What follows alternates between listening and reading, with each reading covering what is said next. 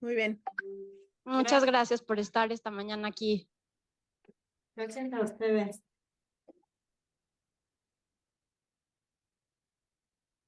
Bueno, pues muy buenos días o tardes ya esta mañana nuevamente que estamos transmitiendo muy felices desde el C3 como cada mes con una invitada muy especial, amiga del seminario ya, Catherine Rottenberg, que es profesora investigadora de la Universidad de Nottingham en Londres, Inglaterra.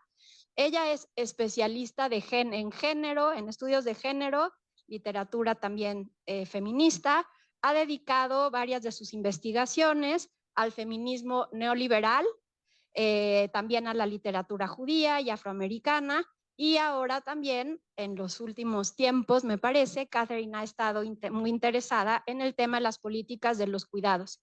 Entre sus publicaciones más recientes se encuentra The Rise of Neoliberal Feminism, que se publicó en 2018 en la Universidad de Oxford, y por supuesto el manifiesto de los cuidados que escribe como parte del Care Collective en colaboración con Andreas Chatzidakis y Jamie Hakim, que se publicó en 2021, y hoy tenemos la fortuna y el privilegio de escucharla para hablarnos sobre el manifiesto, políticas de cuidados y derechos humanos.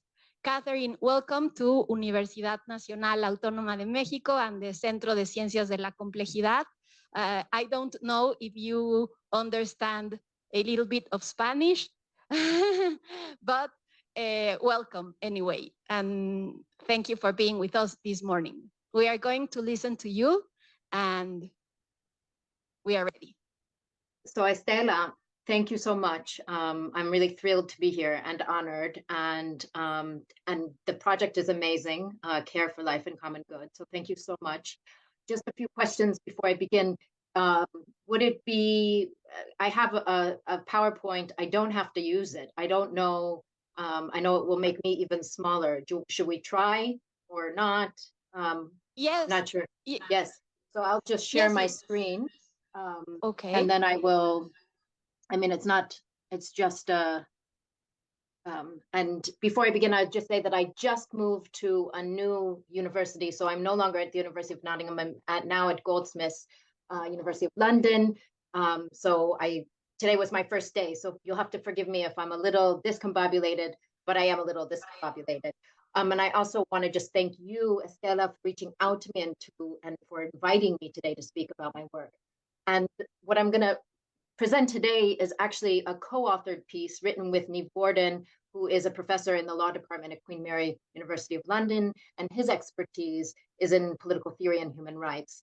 And the reason that I decided to speak about this paper is because it really does draw extensively on the Care Manifesto, and in fact, you can probably read the Care Manifesto in 45 minutes, and I'm supposed to speak for 45 minutes. So I'm just going to go right into my paper, which is called, to our paper, From Human Rights to a Politics of Care.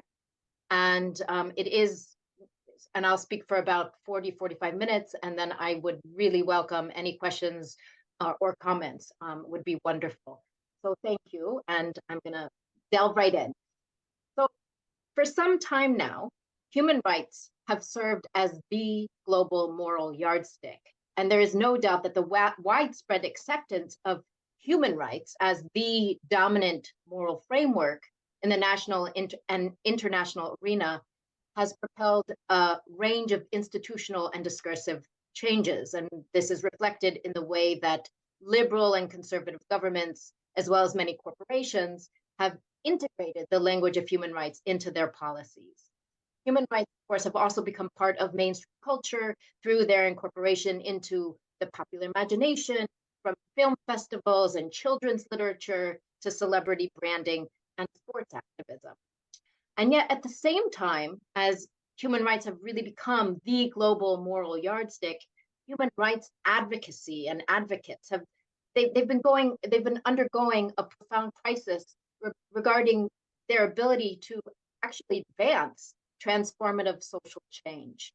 And disappointment has indeed characterized human rights organizations and activists' endeavors to eradicate repressive political and economic structures in societies with illiberal governments from Myanmar to North Korea, or to address institutionalized racism and economic inequality within Western liberal democracies. And this disappointment has been precipitated by the growing recognition that while it might be able to mitigate specific social wrongs, the human rights toolkit is extremely limited when dealing with the systems and structures that actually create or engender these wrongs and violations in the first place. So I'm not getting.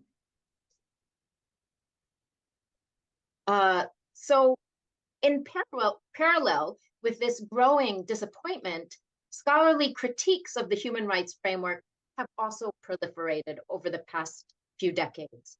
And whether they hail from the Marxist or the post-colonial or the post-structuralist governmentality tradition, the argument these critics offer is not that human rights discourse is being perverted or is perverted, but rather that the epistemological and normative underpinnings of human rights discourse can and do lend themselves to different modes of domination. So the debate among these critiques of human rights is less about whether human rights have been complicit in enhancing different forms of violence, oppression, or the exacerbation of social inequality. And in fact, there's widespread consensus amongst critical scholars that they have. But rather, the debate is whether human rights can still be mobilized to advance emancipatory projects.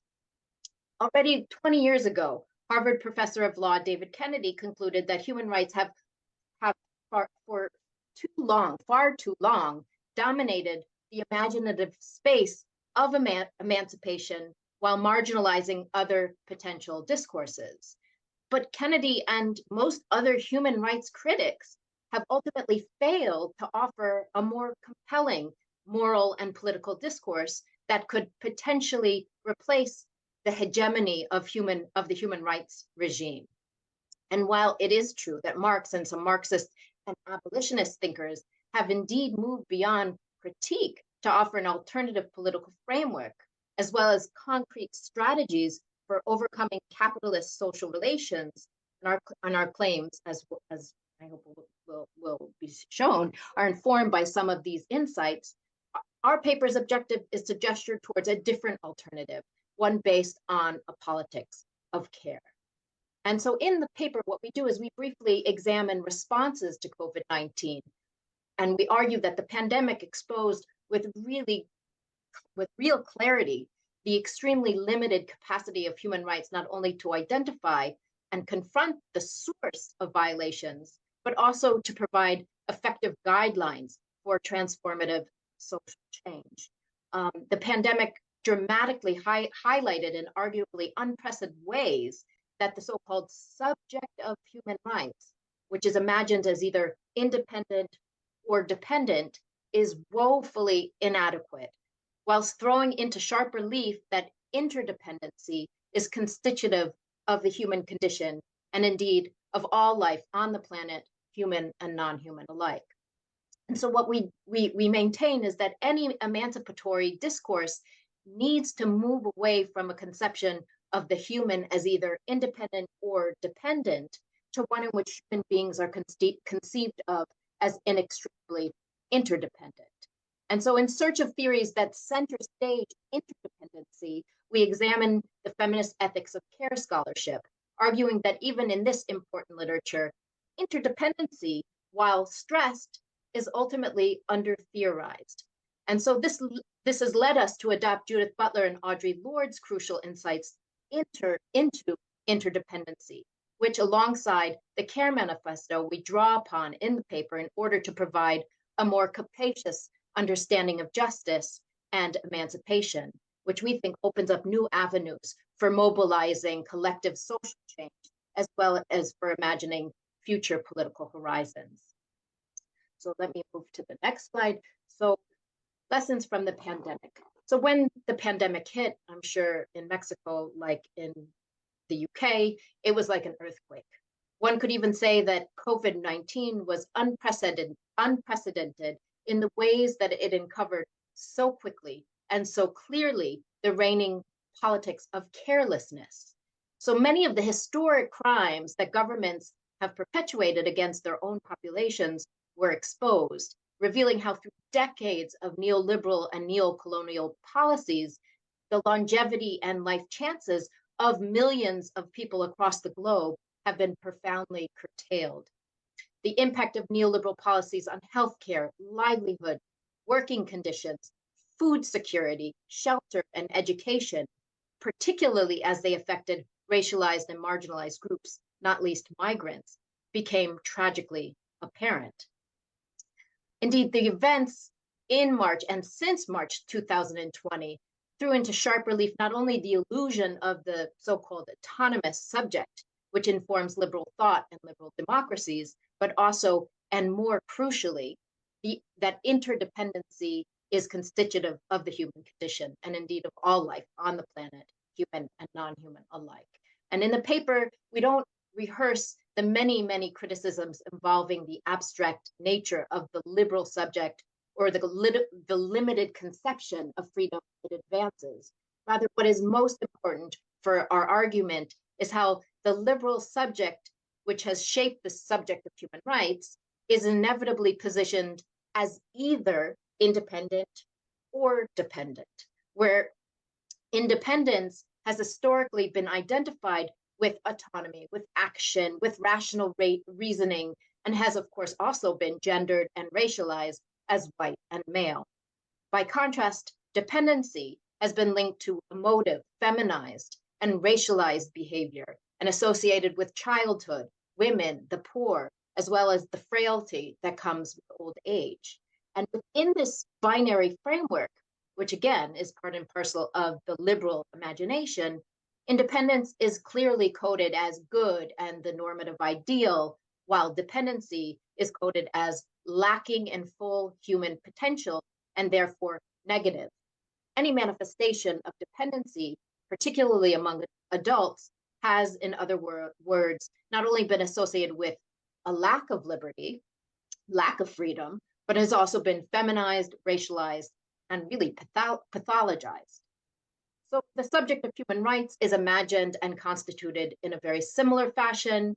And even though contemporary human rights discourse might not perform the same overtly gendered, racial, and class exclusions as 18th and 19th century liberal political thought, human rights reports, as we show in the paper, continue to assume and constitute the ideal subject as an abstract and autonomous individual.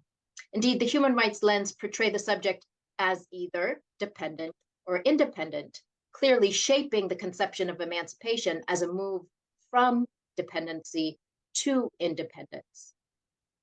So by presupposing independence as the normative ideal and dependence as its opposite, human rights, like liberal and neoliberal discourses, disavow the inexorable interdependence of all human beings at every stage of life, and consequently perpetuates a vision of justice based on the individualized subject and individual freedom.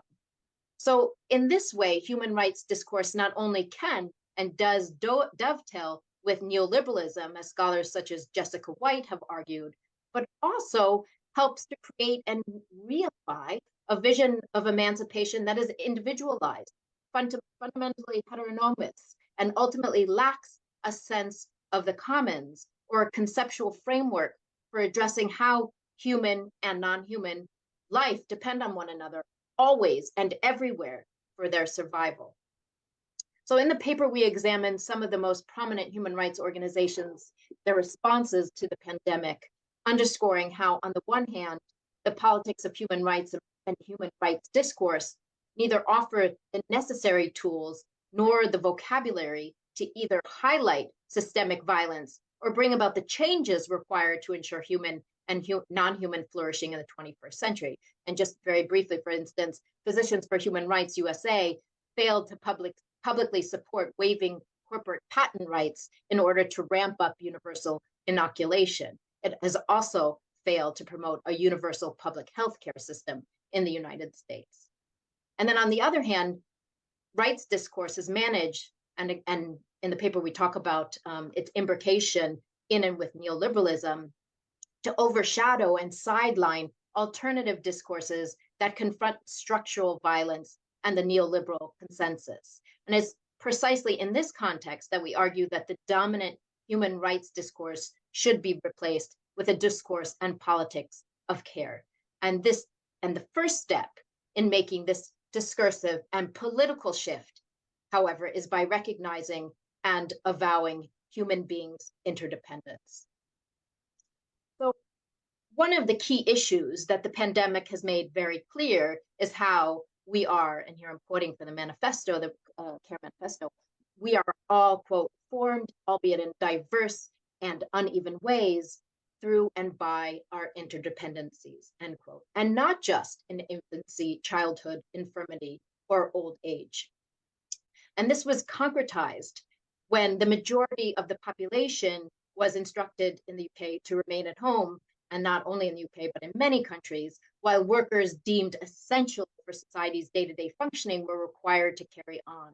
And these workers, as we all know, included not only medical staff, but also supermarket staffers, cleaners, transport workers, and those caring for the elderly and the disabled. It was in this and other ways that the pandemic and the imposed lockdowns laid bare the numerous ways in which our lives and our very survival depend upon not only a whole slew of other people, but on functioning infrastructures and diverse material and affective emotional networks, realities that are most often rendered invisible in non-pandemic time because they are simply taken for granted. And these extraordinary lockdowns brought home the fact that even the young, healthy, and ostensibly independent and even wealthy adults among us rely on a range of others and also on services in order to survive. And so, as we stated, as I mentioned before, and drawing on the Care Collective's Care Manifesto, the first and perhaps the most fundamental step in moving away from the restrictions embedded in the human rights discourse is, again, by avowing interdependence as an inexorable human condition and acknowledging that independence in the way imagined in liberal discourse is a fiction. This recognition is where politics of care begins, and a political project organized around a commitment to providing for human and non-human needs on a planetary scale emerges. Now, there are, of course, schools that do center stage interdependency. Foremost among them is the feminist ethics of care literature. And indeed, even I initially turned to the feminist literature on care since the recognition of and the value ascribed to interdependence as opposed to independence has been a fundamental element of the feminist care literature from its inception. Moreover, the notion that human beings are fundamentally relational and interdependent has been repeated time and again in the past 4 decades in this scholarship. And yet what we found when we went back and read the scholarship is that surprisingly, the notion of interdependence hasn't been adequately theorized by care scholars, with many care ethicists invoking the term to connote concrete dependency relationships between individuals as a synonym for relationality, or even more surprisingly for us, as if the term were self-evident. So Eva Kay, for instance, imagines interdependency as a relation of dependency between individuals, stating that an ethics of care must start with, quote, persons connected through relationships of dependency, and then take the moral commitments needed for such relationships as prior to all subsequent moral relationships, end quote, end quote.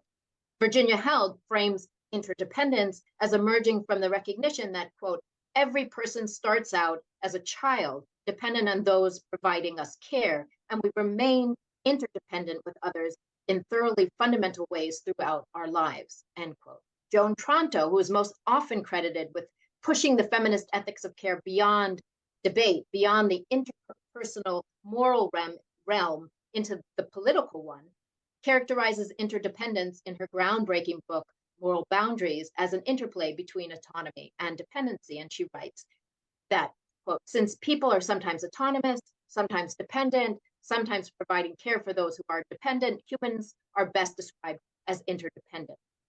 And later in Caring Democracy, published 2 decades later, she notes in passing that, quote, being interdependent does not deny people freedom, though being dependent may do so, and being inside a hierarchical order may do so as well, end quote. So these and other political scientists who engage critically with the ethics of care are similarly vague.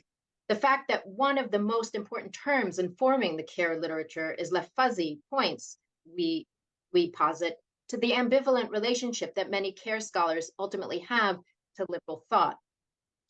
Care theorists who clearly reject the notion that dependency is in some sense a lack of human fulfillment or potential, insisting that relations of dependency are part and parcel of the human condition, and that it is precisely the reality of human dependency that obligates us morally to care for others. Moreover, most care theorists underscore that human dependency precedes any sense of autonomy, since we are all born dependent on caregivers. And yet, despite their formidable critique of fundamental liberal assumptions, a trace of the liberal subject continues to persist in their thought. And this trace is perhaps best seen in the work of care scholars who actually attempt to incorporate human rights with the politics of care framework. So Jennifer Nedelsky, like many care theorists, for instance, sees the liberal framework as profoundly insufficient and underscores the relational aspect of human life, invoking an ethics of care as a crucial supplement to the liberal rights framework. And I'm quoting, the notion of rights, she writes, can be rescued from its historical association with individualistic theory and practice. Human beings are both essentially individual and essentially social creatures. The liberal tradition has not been so much wrong as seriously and dangerously one-sided in its emphasis, end quote. Nedelsky therefore recommends that we understand the very concept of rights in terms of relationship. Quote, in brief, what rights in fact do and have always done is construct relationships of power, of responsibility, of trust, of obligation, she says, concluding that we need to understand rights as relationship. Care theorist Virginia Held also suggests that care scholars should not abandon the rights frameworks. Rather, she insists that rights arguments do not serve well, quote, for the full range of moral and political concerns, end quote. So these scholars attempt to reconcile rights with the care framework, underscore their ambivalence towards liberal thought and rights discourse. Moreover, the solutions, and it's a kind of reconciliation of sorts, the kinds of solutions that they offer ultimately don't resolve the core issues. They ultimately fail to take into account, at least fully, the unavoidable link between rights and the autonomous subject. And this failure is connected, we believe, to the under-theorization of interdependency, which in turn is clearly linked to the way in which these care theorists understand subject formation.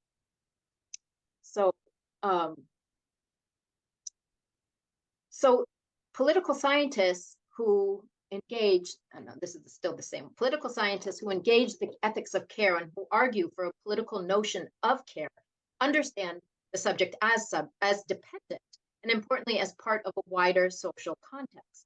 This subject, moreover, is always in relation with others. Nonetheless, in many crucial ways, the subject still exists as an abstraction before these relations.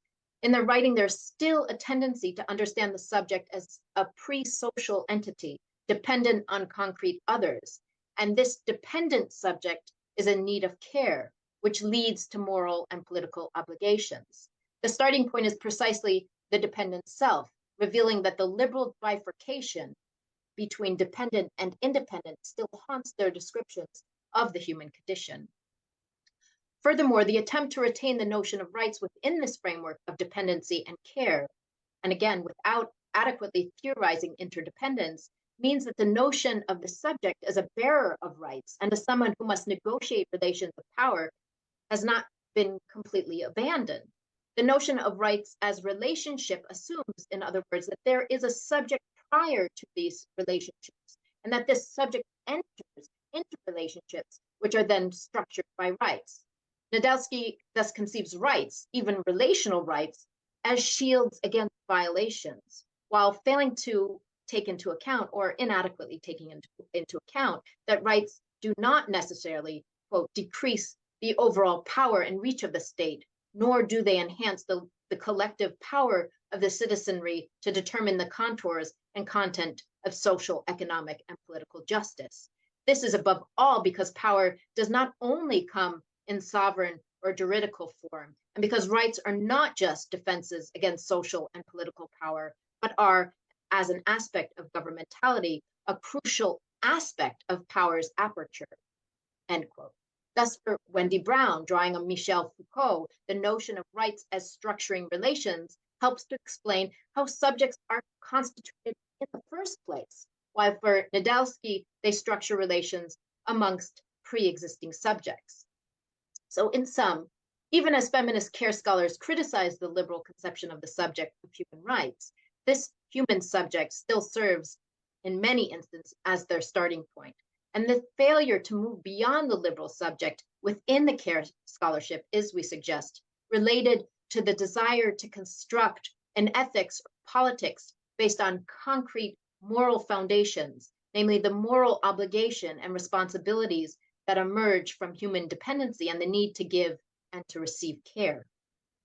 So although we build on the work of care scholars who have center staged interdependency as a component of the human condition, we aim to conceptualize a notion of interdependency that is neither based in the human subject, nor on a notion of care that is reducible to a human disposition, activity, or attribute. So one of the reasons that scholars of care have assumed that interdependence is perhaps self-evident is that they tend to focus on caring for, which includes the physical aspects of hands-on caretaking, and caring about, which describes our emotional investment in and attachment to others. Thus, interdependence is often invoked as a stand-in for interpersonal dependencies, often with maternal care as the exemplar. By contrast, we claim that interdependency needs to be foregrounded as constitutive of individuation and subjectivity, while care needs to be reframed and understood as the very possibility of cultivating any kind of society in which all human and non-human life can thrive. And this is precisely how we understand Audre Lorde's claim that interdependency, quote, between women is the way to a freedom which allows the I to be, not in order to be used, but in order to be creative. This is the difference between the passive be and the active being. Interdependence in this sense, end quote, interdependency in this sense is the condition of possibility of all subjects because any active being is always already formed through interdependence. Simply put, it is impossible to imagine any form of human agency that is not interdependent because our ability to act in the world depends upon a whole host of others, both human and non-human. So accordingly, the concept of interdependency that we offer is informed by Joan Tronto's notion of caring with, which is, I'm quoting from Tronto, a democratic process by which citizens are able to care with their fellow citizens, end quote. But we reroute this notion through Lorde's intervention and Judith Butler's notion of precariousness, since it understands both of these interventions, understand interdependency as a social and economic condition that precedes as well as underpins our ability to sustain ourselves as individuated subjects in the world. So care then is understood capaciously and inextricable from interdependency encompassing not only a practice of caring for and with others, namely a form of caring for human and non-human life and the planet, but is also and crucially understood to include the material infrastructure that renders life and thus caretaking possible in the first place. So in her recent work, Judith Butler underscores how the fiction of the independent subject emerges following a complex, ongoing social process of individuation. We are all, she argues, born into radical dependency that in effect precedes our emergence as subjects and which cannot be escaped by way of time, even as the contours of this dependency shift as we age. So dependency is not then a disposition or a relation to intimate others or even a capacity, but rather a condition that is also always contextual and historical, and, quote, a relationship to what is outside, to a world of others, of food, of care and shelter, the very material condition of life and persistence, end quote. Individuation, which produces this illusion of independence, is a continuous process that occurs from within this radical dependency and takes place through a certain disavowal of our inexorable condition of dependency. Indeed, the fantasy of the self-sufficient and autonomous individual of liberal and neoliberal societies is produced through a particularly violent repudiation and negation of this dependency. So the recognition of this all-pervading dependency, this condition of dependency that precedes the formation of the subject underscores that we are all, always, and everywhere interdependent. It also helps decenter the human subject through its critique of the liberal notion that subjects serve as the constitutive source of all social relations, a position held by many of the care scholars mentioned. Drawing on disability studies, Butler insists that no one ever actually stands on one's own. Throughout our lives, we rely on, quote, social and material structures and on the environment that make life possible. Yet, even as everyone is radically dependent on social relations and infrastructures in order to sustain life, exposure to injury, violence, and death is uneven. The unequal distribution of human precariousness, which Butler calls precarity, is socially produced by existing relations of power. Interdependence, therefore, goes well beyond relations of dependence with concrete others, or even social networks, and includes both material infrastructures and the norms that make social life possible in the first place. It is not that subjects are born dependent and require care, but rather that subjecthood itself is made possible through a prior set of interdependent relations.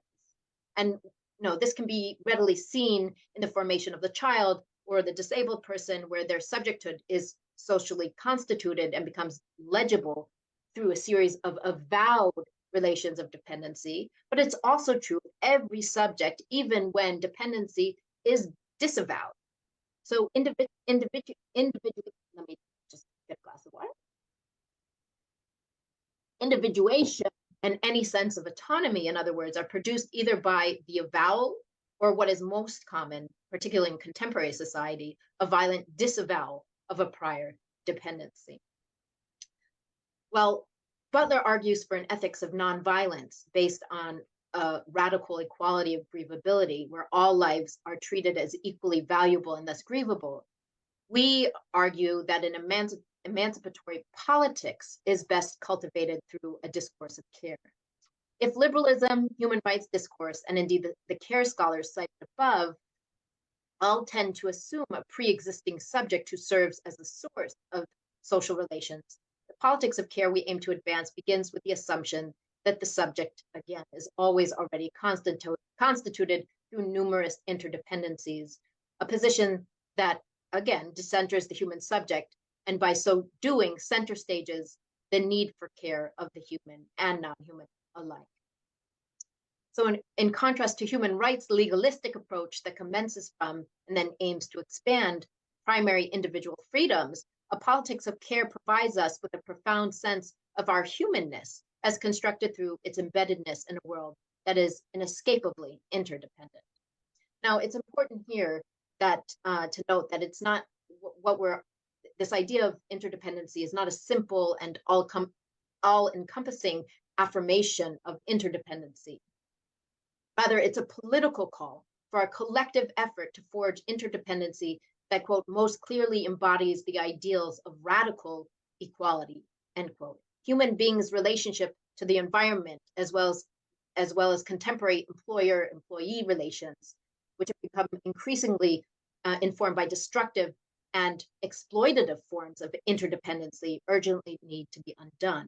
So certain forms of interdependency therefore need to be dismantled, while others, enhancing radical equality, need to be developed, cultivated, and nourished as we work towards a different and better future in which a politics of care is mobilized at each and every scale of life.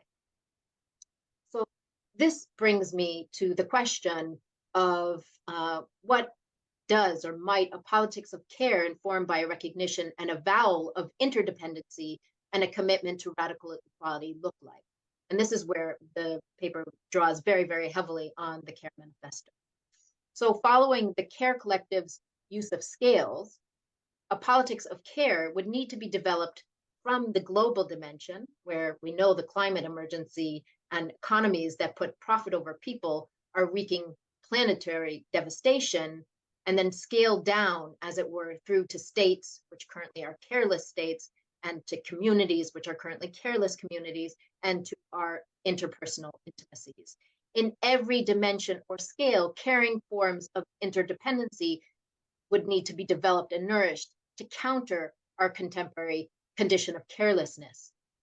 Such a scalar structure for the Care Manifesto, and we think it's really useful, helps to highlight how our capacities to care can only be cultivated and realized by avowing the inextricable interconnections among these scales. So the Care Manifesto begins its vision of caring alternatives from the most intimate aspects of our lives, kinship. And it maintains that we need to reimagine the limits of familial care to embrace what they call promiscuous care, models of kinship where caring interdependencies among people who may or may not have blood relationships are nurtured. And if we think about the 1960s and the 70s, we can find alternative forms of kinship developed by movements like the Black Panthers and the Young Lords. And they did so through the introduction of survival programs, including clothing and food drives, and the introduction of free community health clinics. And these were perceived not only as forms of defense against domestic warfare, but also really as building blocks for creating a more just society. And these forms of communal kinship were further articulated by gay liberation healthcare initiatives in reaction to the AIDS epidemic, where the ACT UP activist Douglas Crimp highlighted the notion of promiscuous kinship, which he understood not in the sense of casual or indifferent, but actually to describe the experimental ways that gay men were intimate with and cared for each other during the AIDS epidemic. And these experimental intimacies ultimately served as a basis for the safer sex initiatives and went on to save many, many lives. So ultimately, as the Care Manifesto underscores, promiscuous care means establishing more forms of caring interdependencies in a way that remains experimental and extensive by current standards. It also means multiplying who we care for and how. And then moving to the level of community, the only way to cultivate and maintain caring communities is by amplifying the spaces that are public, that are shared, and that are cooperative. Communities that care prioritize the commons and collective public spaces, which constitute a political sphere in the Arendtian sense of the term, Hannah Arendt's sense of the term. These kinds of public spaces encourage different forms of acting in concert while creating and sharing infrastructures. Building and utilizing public spaces of this sort, in turn, helps to reverse neoliberalism's compulsion to individualize and privatize everything, and can readily be translated into the creation of free or inexpensive public transport and public lending facilities, including local libraries of tools, equipment, and clothes. It also entails putting an end to the costly and damaging outsourcing of care and other basic services by bringing them back into the public sector and back into local communities. In short, only those communities that have adequate resources are co-produced and that facilitate people's ability to connect, to deliberate, and to debate with one another, as well as to support each other's needs can be considered caring and participate in what Diva Woodley has called healing justice. China Medel describes the emergence of precisely such a caring community, one which emerged against all odds in an encampment set up by the organization No More Deaths on the Mexico-US border. Medel demonstrates how the all-volunteer organization, quote, actively works against the neoliberal process of strategic abandonment, in which governing bodies carefully eschew responsibility for a minoritized social group deemed valueless by a logic of racialized criminalization, end quote. As this ad hoc community demonstrates, a politics of care strives to build a world that counters different forms of strategic abandonment through the co-production of spaces where existing hierarchies of human value are not only challenged, but actively undone. It does so by acknowledging our interdependencies and fostering physical and emotional care. And the crucial point is that a politics of care, like what has been termed abolitionist care, rebuilds as it dismantles, introducing caring micro-practices and frameworks for recognition and collectivity, while dismantling, quote, the rules and laws of values and markets, end quote, as well as destructive and harmful forms of interdependency that lead to or have led to dispossession, violence, and annihilation. So moving from caring kinship and caring communities to caring states, the CARE Collective urges us to ask about the conditions that would enable the expansion rather than the contraction of democratic participation at all levels. And part of the answer clearly lies with reimagining the state. A caring state, in other words, quote, seeks to dismantle the entirety of oppressive systems that rationalize inequality and normalize white supremacist systems of containment and capture across multiple sites, institutions, and conditions of life, end quote. It is one, a caring state is one in which infrastructures are shared to ensure the provision for all of our basic needs, while at the same time, participatory and deliberative democracy is deepened. A state, however, can only be caring if notions of belonging are based on recognition of mutual cosmopolitan interdependencies rather than on ethno-cultural identity and racialized borders. Transcending the racialized and nationalized borders of care, by which we mean dismantling exploitative interdependencies, where, for example, care work is outsourced to migrants and or people of color, and where a disproportionate number of people of color are cared for through mass incarceration, is of course crucial. Creating caring states requires, quote, not only recognition of past atrocities, but also a reckoning with forms of reparation for them, whether genocide, slavery, or dispossession, end quote. Only by confronting the past and prioritizing the needs of those who have been most marginalized, violated, and negated by uncaring nation states will we be able to move forward into a more just future and cultivate a radically different way of relating to others and to the world itself. To ensure that any kind of caring kinship, community, and states becomes possible, we simultaneously need to dismantle, transform, and rebuild the economy. This entails uprooting markets that put profit over people and completely reimagining relations of production and exchange. To cultivate a caring economy begins with creating or facilitating or scaling up existing exchange arrangements that focus on cooperative networks of mutual support, which redistribute social and material wealth according to everyone's needs at the local, national, and ultimately international levels. Markets, as the CARE Collective insists, should be regulated, democratically governed, and as egalitarian, participatory, and environmentally sustainable as possible. In addition, they need to be locally embedded, since local markets are best suited for cultivating relationships among producers, traders, and consumers, promoting environmentally sound processes and stimulating community making. A politics of care encourages us to venture beyond a politics of recognition and even beyond a politics of redistribution to create a vastly more democratic, cooperative, and collaborative modes of economic governance within each and every stage and process of production.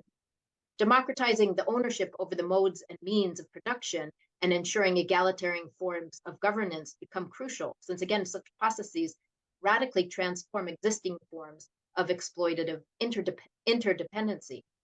This can be accomplished by the collectivization and nationalization of key industries, as well as the protection of our vital infrastructures from the forces of marketization and financialization. And finally, moving from the economy to the planet, scholars have highlighted the significance of attending to little things like insects and bugs, as well as the importance of protecting the Earth's soil, oceans, and air.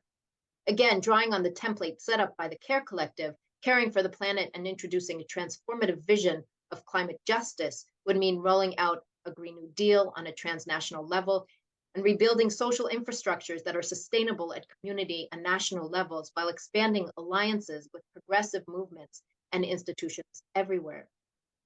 A caring world will only be possible if destructive and careless forms of environmental interdependence that currently exist at various scales and in different domains are undone, and instead care begins to inform all dimensions of social and climate justice, thus diminishing the conditions that force people to flee their homes out of economic necessity, war, or climate emergency. So our caring imaginaries must also move beyond the nation state to the furthest reaches of the strangest parts of the planet, both human and non-human. And ultimately, then, that brings us back full circle, because it's only by acknowledging rather than disavowing our global interdependencies while eradicating the destructive and exploitative forms of those interdependencies that we can create a more caring world. And this calls for inventive forms of collective care at every single scale of life, where care is reimagined as both our individual and common ability to provide the political, social, material, and emotional affective conditions that allow for the greatest possible number of people and living creatures on this planet, along with the planet itself, to thrive.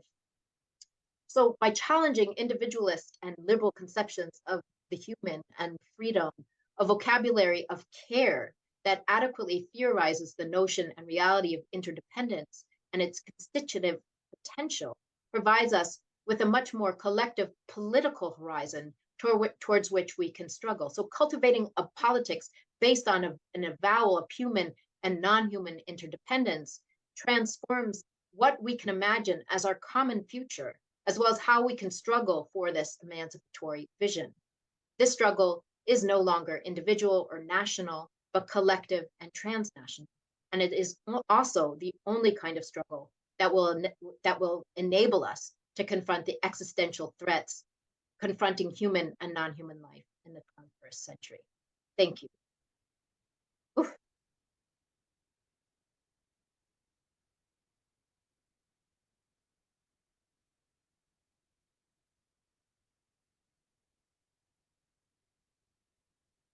Thank you very much, Catherine. We have enjoyed your talk, and I am sure we have many questions to ask you. I don't know if there are many comments in the chat.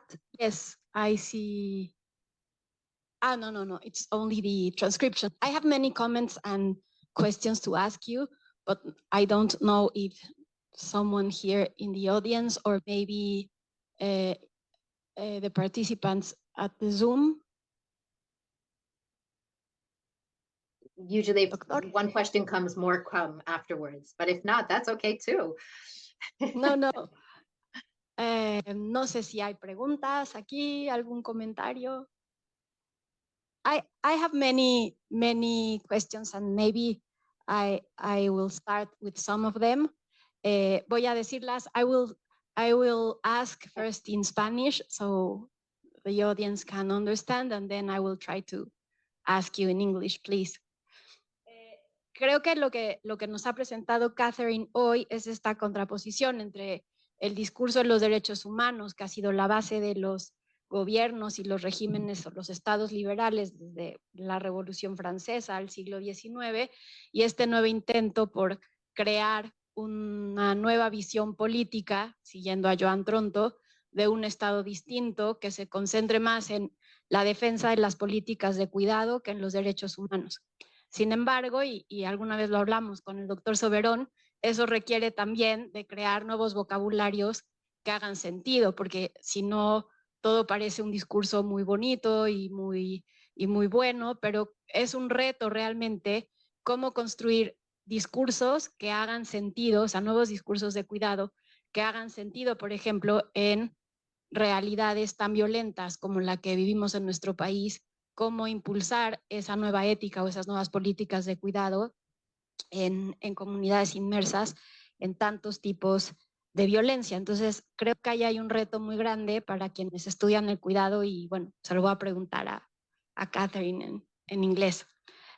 Catherine, I was talking about this big challenge of having new discourses and vocabularies of care instead of the human rights, or not instead, but maybe that can dialogue with the old human rights discourses. And how can we have new vocabularies that are not naive, or because I think that's a big challenge for people who are interested on care, how to get rid of that idea that care is very well, but not being naive with that, you know, especially I am thinking on Mexican communities that are very violent and very, this polarization too that is all over the world between right and populist left states. We have discussed that before. So I think it's a great question. I think that's a question that is very difficult to answer specific, you know, in the current conjuncture. But I do think that one of the things that is really important, I think, coming out from the Care Collective and the Care Manifesto is precisely asking the question about what are the conditions of possibility for a more caring society, rather than talking about care as somehow existing in the world, which and as a disposition. So when we think about the violence in any particular country, in Mexico, what are the conditions that would alleviate some of that violence? And I think we know the answer, at least somewhat, to that question, right? Which is if you have, you eradicate vast inequalities, if you have communities that care, if you have, where rather than punitive punishment, where you lock people up, whether you have communities that are working with people who have somehow violated the law. So I think that one of the things that we try to do, and I think it's very difficult to sort of create a discourse that isn't naive, and in some sense maybe we need, that's why populism is very popular, both on the left and on the right. And we saw, instances in the UK and also in the US where a certain left populism, which was speaking in populist terms, did quite well. So I think that for you might be surprised when you speak to people how much, and again, this would be an interesting to hear from the audience, talking about care, right? Which is, it resonates with people. And if we can think about a politics of care, which doesn't assume that we all care, right? It's asking about the conditions that would enable or cultivate capacities to care. And in order to cultivate those capacities, certain things need to be in place, right? Infrastructures and material well-being.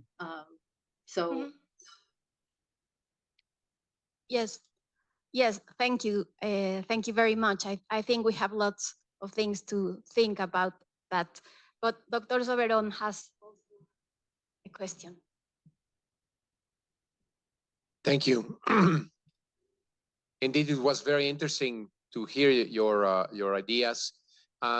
Inevitably, it comes to my mind the contraposition that has been for quite a long time between the individual or the self-centered search for improvement and the collective pursuit of the common good, and how much of the prosperity that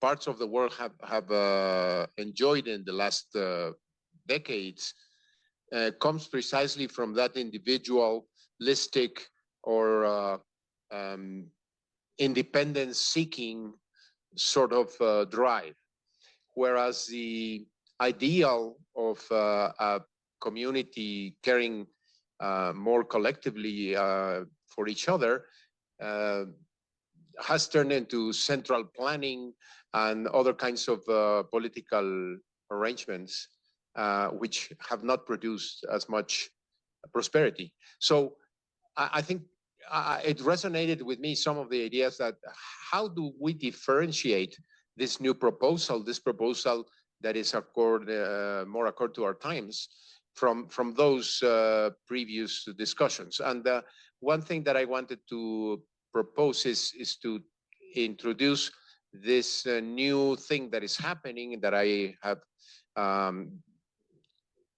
discussed with Estela before, is that the arrival of these new ways of production based on robotics and artificial intelligence and so on may free us as a society in not such a long term, perhaps a few decades, from looking for how to provide for ourselves, and inevitably take us to the natural condition of being interdependent and devote ourselves to care for others and for other entities, beings or environment, etc. How is this discourse of interdependence and care politics taking into account these relatively recent transformative situations that are happening in our society? So thank you so much for that. And I wanted to go back both to Estela's point about the supplementing the care with supplementing human rights with care. And part of what we're saying is that we need to do that. Human rights no longer can serve as sort of the moral yardstick, and we have to start moving beyond this notion of rights. And that sort of leads into the second question, which is, I think, at least from the way you positioned it, I'm much less optimistic about the role of AI in sort of freeing us. I think that AI is here to stay, and I think that it will create lots of opportunities, as well as potentially could be, it's also can be extremely scary in what it can do. So I think that it's not necessarily going to free us from anything. In fact, it may entrap us more than we would like to think. And so there are lots of different aspects to question. One has to do with whether we have taken into account AI into the Care Manifesto. We do a little bit, but not much. We wrote the Care Manifesto before ChatGPT. I don't know if anybody's used it. It's kind of amazing and kind of scary. And I think that's a place where other people could take it beyond where we took the Care Manifesto. But we did think a little bit about the digital in respect to, and the ways in which any kind of technology can either be used for caring purposes or for uncaring purposes. And so thinking about how we can use these new technologies in ways that fit, which help promote the vision of politics of care, I think will be crucial. Not that that's a sufficient or a satisfying answer to the question, but I think that what you're asking is, how does the Care Manifesto sort of differ from either neoliberal capitalism, that's the one individualist, versus sort of the Marxist or even socialist. And so it is drawing on socialist vision, and yet the scales that we are talking about is a way of thinking what it would mean. It's not based on sort of an economic analysis. It's based on this avowal of interdependency and trying to understand how interdependency operates at all of these different levels. And I think using COVID-19 as sort of the moment where we saw care discourse and interdependency sort of revealed to us in such drastic and tragic ways, sort of it was a wake-up call, and saying that even though we have the 1% ruling, a handful of people who own so much of the world's wealth, right? Ultimately, what that's going to lead to is the destruction of the planet, right? And all of us are going to it's an existential threat, and that's not coincidental, because in fact, every single aspect of this world is interdependent in various ways. But I would say that our vision is one that is drawing on various traditions. I don't know that we're saying anything particularly novel in the Care Manifesto, but it was said at a moment, and thinking about how we can then sort of revive this notion of care that doesn't fall back into the feminized versions that we saw often in the feminist ethics of care, and that doesn't take care in sort of a naive way, right? There are ways in which when care or our relationships to others are informed just as much by aggression, or can be, as they are by desire or by attentiveness and thoughtfulness. So again, it was a political choice to revive it's been around for a while, but try and popularize it in ways that draws on different traditions, the socialist tradition, but also the environmental movement, and also indigenous visions of what it means to live in relationship as kin with land, and so it really is it was a manifesto, and thinking about how to implement it is a much more difficult and one that has always where they're at, people, whenever we talk about it, always asking us about it, and it really was just it was an attempt to create a utopian rather than a dystopian view of our future, which is we're seeing dystopian visions everywhere. So this was a way of trying to think together about possibilities, drawing on many incredible traditions. Muchas gracias, Catherine, y gracias, doctor. Sé que Iscoatl tiene una pregunta en el chat, pero no logro ver el chat. No sé, Oscar, si nos puedes mostrar el chat, porfa. Y mientras, I will say something about Dr.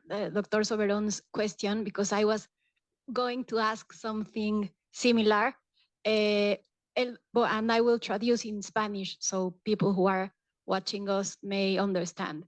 El doctor en algún momento preguntaba, el doctor Soberón, cómo, y bueno, voy a mezclar un poco mi pregunta porque creo que es así, cómo encontrar un balance en realidad entre el valor del individuo, que ha sido importantísimo en la construcción del progreso, de la prosperidad, ¿no? De mucha de la tecnología que hoy contamos y que nos hace más fácil la vida, con un balance con el valor de lo comunitario, de lo colectivo, que al parecer no ha dado los mejores resultados cuando se ha convertido esto en la manifestación de regímenes centralistas que asumen la voluntad de la comunidad como propia, y entonces el individuo queda borrado, ¿no? Creo que así lo entendí y yo misma me lo preguntaba.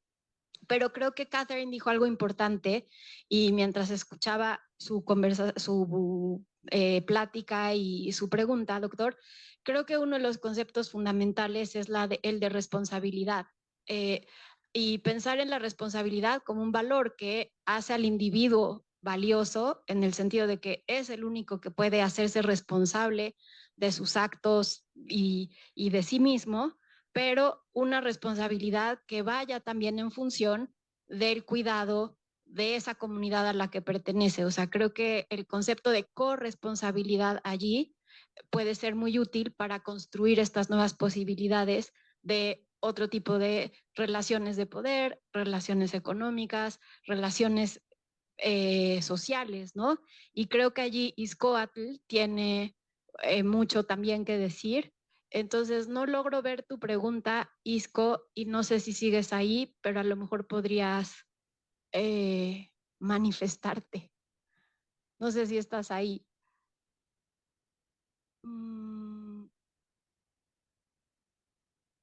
Es que no veo el chat. ¿Tú ves el chat, Alfredo? No.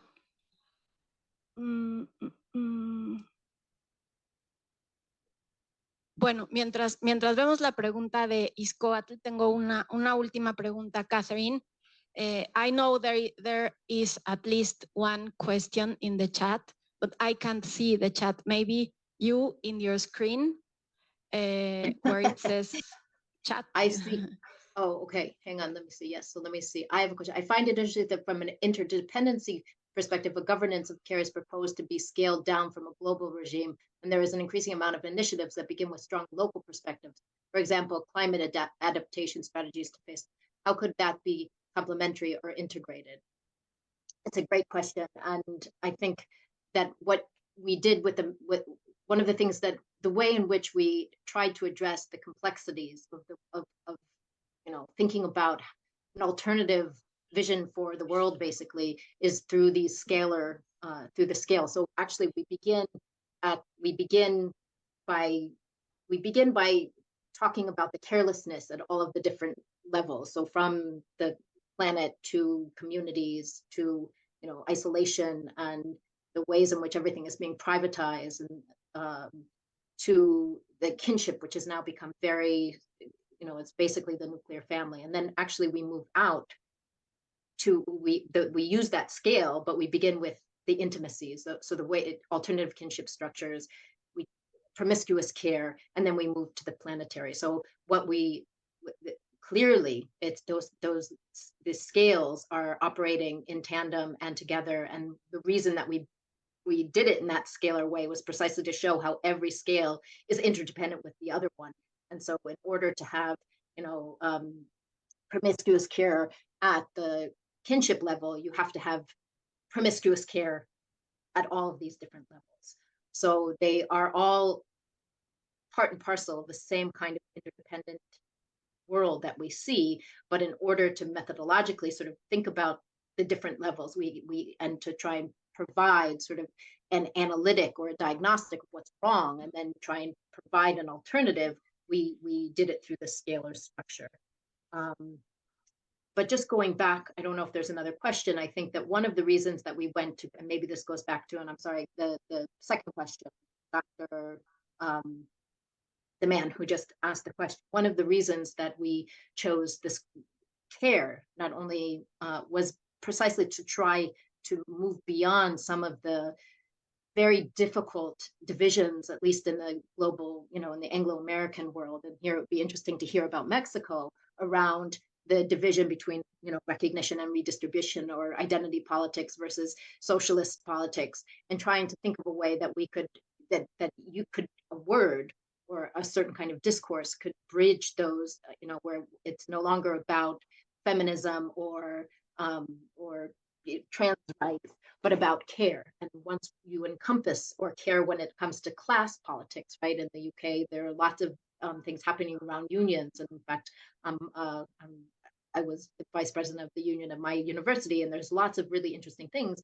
And care as a term and as a politics seem to allow us to encompass all of these different struggles in ways that other terms haven't been able to, or we didn't think could. So it's really trying to work with this sort of a naive term and complicating it, but also showing how it can be used to address, inequalities or injustices at all of these levels. And I think it is a really useful term for that reason, even though it may be dismissed as naive. Although, again, where is it being dismissed? Have these discussions happened? And sort of, there is care webs and care chains in prisons amongst African-American men that scholars have talked about. So I think that care may be less of a naive term than we, when we think of it often as a feminist, it's about, it always seems to get reduced to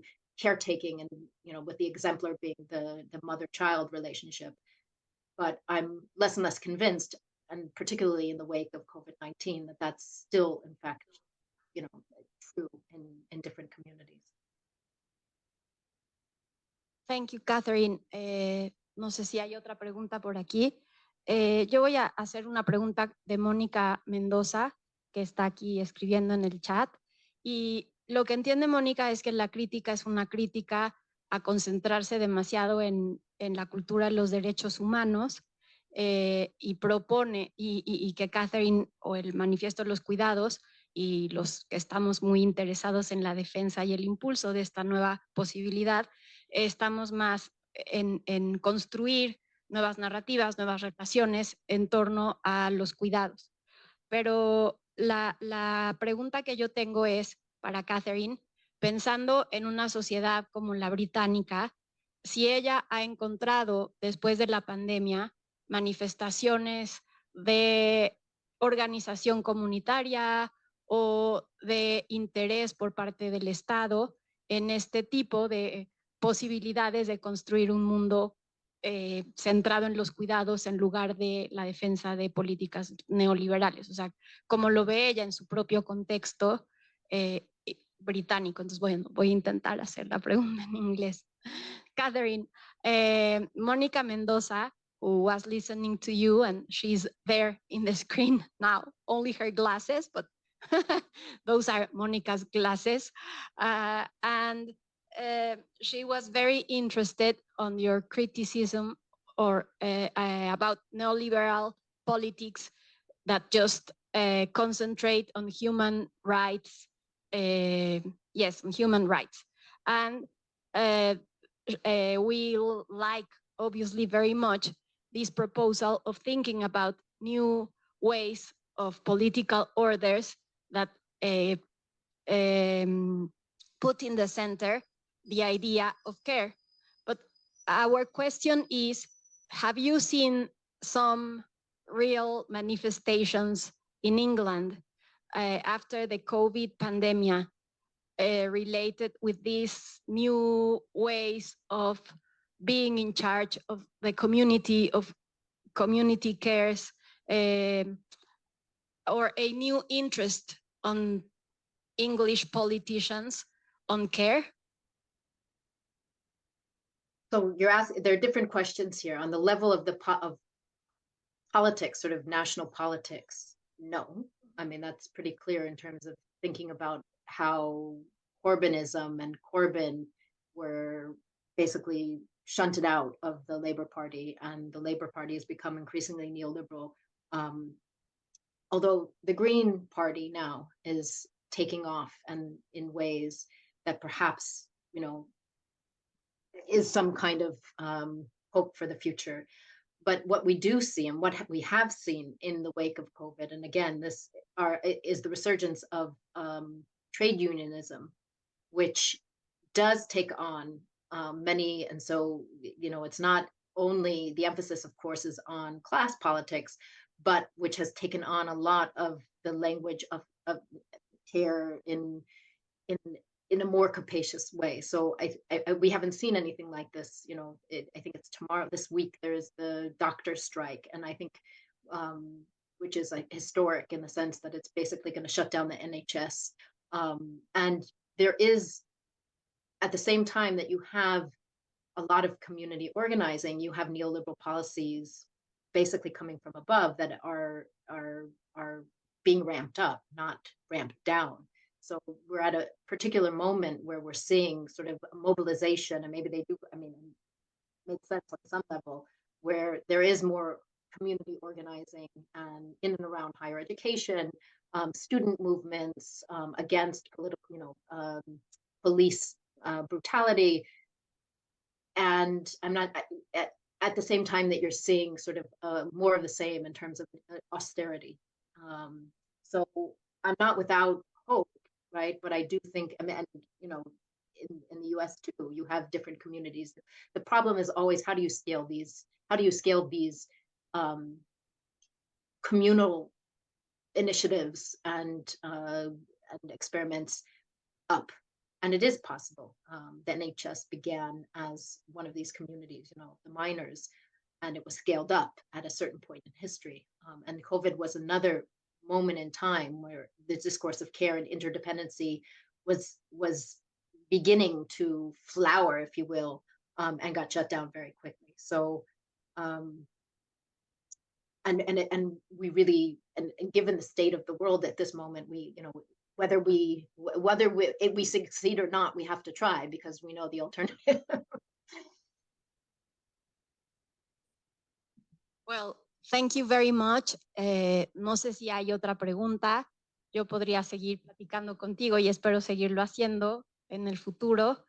Creo que algo que nos queda muy claro es la importante labor que tiene la universidad como instancia de educación en generar una nueva cultura que tome en cuenta esta nueva forma de convivencia y de corresponsabilidad que permita a todos vivir una vida más digna y un poco lo que decía Catherine al final de su presentación, una vida en donde quepamos todos, con menos desigualdades y más oportunidades, pues sí, para desarrollarnos en nuestra dignidad humana. Entonces, creo que ahí la universidad tiene una empresa muy grande y bueno, pues yo agradezco mucho a Catherine, agradezco mucho a las personas que nos han seguido en las redes de SIGU, en las redes de COUS.